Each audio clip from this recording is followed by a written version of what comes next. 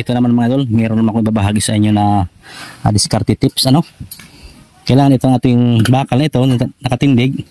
Ito po ay 10 mm. Ito medyo matigas ito, tuwidin kung sakaling kilo. So lagi ting alagaan mga idol kapag tayo nagkakamada at nasa hulog.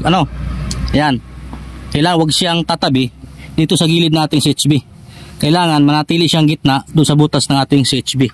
Ayan, para manatiling nasa hulog siya, kasi once na ito'y tumagilid mga idol, humapa itong ating mga bakal na ito. Ngayon meron tayong nakamadang hollow blocks na 2 patong o 3 patong, tapos ating itutuwid ito kasama po yung hollow blocks natin na pinapatong na 2. Hahapay din po yun. Ayan, tulad yan. Kunyari ito'y nakagayaan, hapay. Ngayon hinayaan natin, nagkamada tayo ng hollow blocks, 3 patong na. Pagdating sa taas, ating ibabalik kasi ating tatama. Yan, kasama na po yung ating CHB sa paghapay. Yan, uuga na po yun. So pinakamahalaga mga idol, katulad ngayon mga idol, kahapon tumigil tayo. So ngayon mag-proceed tayo, itatama muna natin ito lahat ng ating bakal. Yan, kailangan tuwid lahat yan.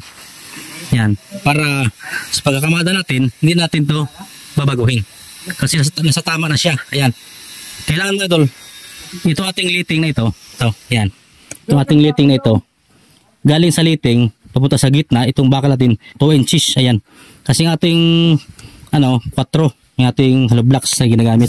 So ang gitna niyan ay 2. So kailangan manatiling nasa gitna siya ng butas, 2 galing sa tansi. So yun natin palatandaan lagi.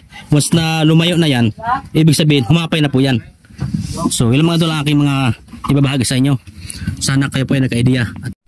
At yan mga idol, tingnan nyo ito. Yan, nakagitna talaga, diba, ng ating bakal doon sa butas ng ating CHB. Ayan, yan dapat mga idol ang ating laging pangalagaan para hindi magka-problema ang ating filing sa ating hollow blocks. Kasi once na hapay ating mga bakal na yan, ay kapag nakapatong tayo ng 2 patong o 3 patong, saka natin itatama. Pati yung hollow blocks mga idol natin pinapatong, hahapay po yan or mag-crack po yan mga idol dun sa pinaka-puting. So mawala ng tibay. So pinaka-the-best mga idol, ito yung aking babahagi. Kailangan itatama na natin lahat ang bakal na ating CHB.